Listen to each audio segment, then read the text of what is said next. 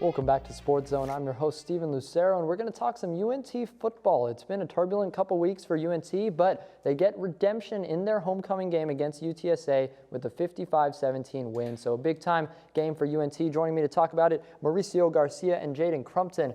And guys, UNT, I got to mention it. I don't want to dwell on it too much, but they had a bit of a stinker against South Florida.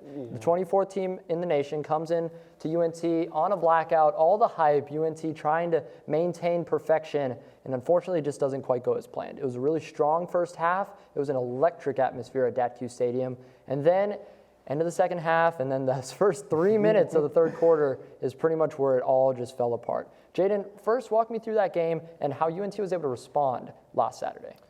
I think our response was great. I mean, in USF, what really was the struggle, I think, was from the beginning of the game, we didn't capitalize, right? We had, I think, a plus three turnover margin at the beginning of the game, and we're up by one touchdown. You know, that shouldn't be happening because that keeps them in a game where you dominate early, and we saw how that backfired on us.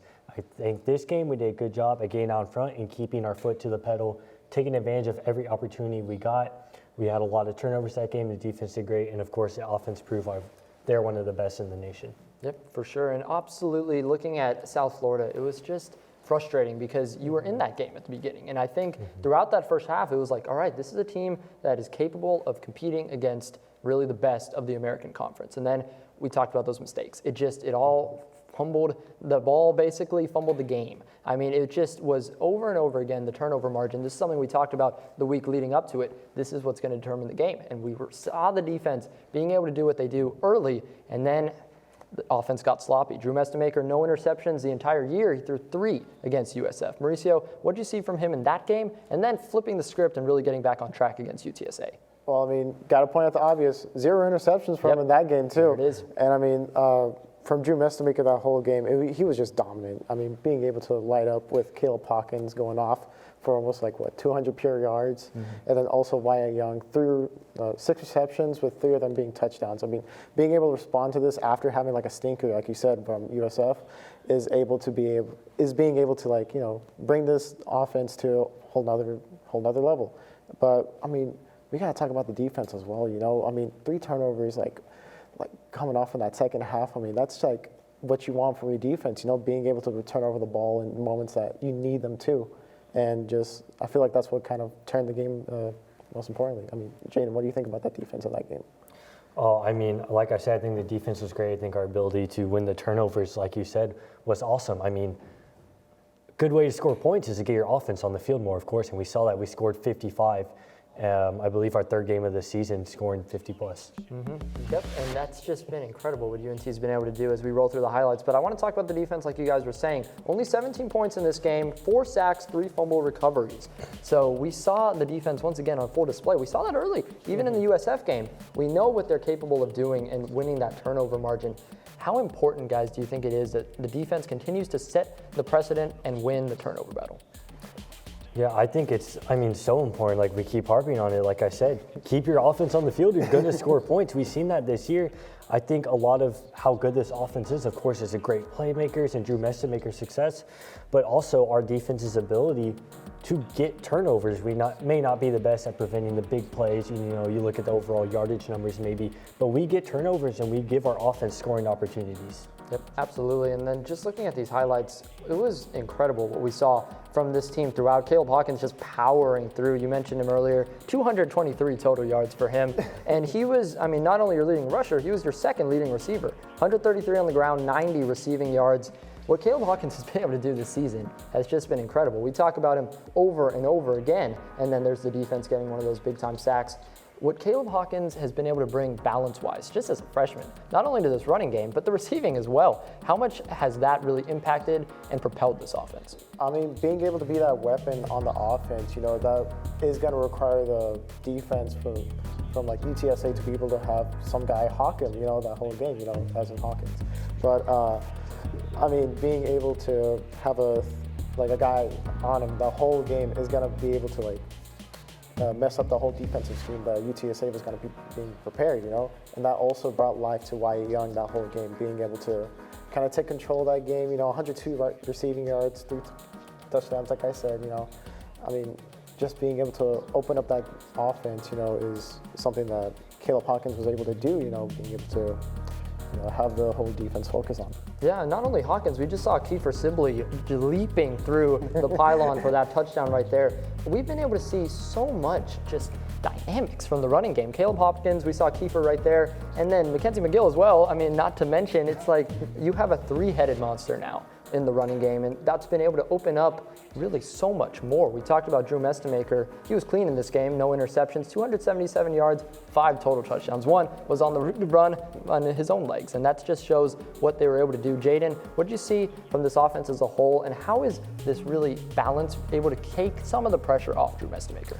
Yeah, I mean, I think what you said sums it up perfectly. It takes the pressure off the quarterback when he knows that there's a chance the little screen pass, the dump off to Isaiah Hawkins is going to break big for a huge touchdown. He can get chunk plays, first downs from his guys after the catch.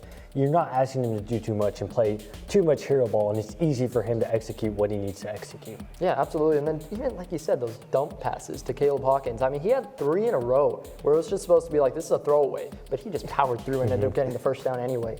It was incredible seeing them, and then just so much more than just the running game. I mean, we saw the receivers step up. Even with injuries, we saw Wyatt Young really have his coming out party. 3 touchdowns, a hat trick for him. He had just an incredible performance. Mauricio, what did you see from Wyatt Young? I mean, Wyatt Young, he's able to take that, as you said, injuries are piled on for a wide receiver core. So, I mean, him being able to step up, him being able to take that position as, being that number 1 target the whole game, he took it really well, I mean, yes, he had a few drops in that game, I mean, we can't ignore that. But, I mean, he was able to bounce back from that, being able to have this stat line, as we said before, being able to, control, what was going to happen is something that I'm kind of excited to look forward to, especially with the upcoming schedule as well. I mean, Jadon, what do you saw from Wyatt Young as well? I think Wyatt Young quietly broke out last week. This week he had 6 receptions. Last week he had 7. 100, I think it was 80 yards last week, and then this week I think he just made more of his opportunities, right? 3 touchdowns on 6 receptions. I mean, half your receptions are going for touchdowns. You're doing something right. But I think Wyatt Young quietly emerged last week, and this week was the big explosion that gets his name known. Yeah, definitely. 102 yards for him receiving. And then this is, like we said, without Miles Coleman.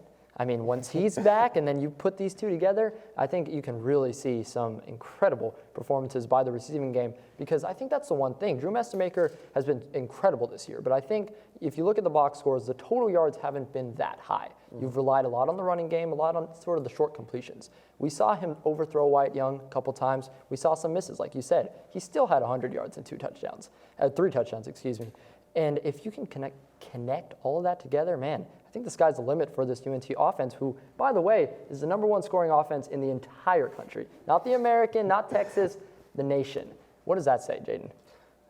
How good we are. I mean, it says how good we are at scoring, man. Yep. I mean, like you said earlier, the pressure's off the quarterback. We're explosive. We have those huge plays. It seems like every game we're guaranteed to see Isaiah Hawkins or Wyatt Young or, like you said, Miles Coleman break big after the catch on a little short pass and go all the way for a touchdown. And that's how you score. Yep. And we saw it on full display. UNT now improves to 6-1 on the season, and that means they are officially going bowling. UNT bowl eligible for the fastest time since 2018.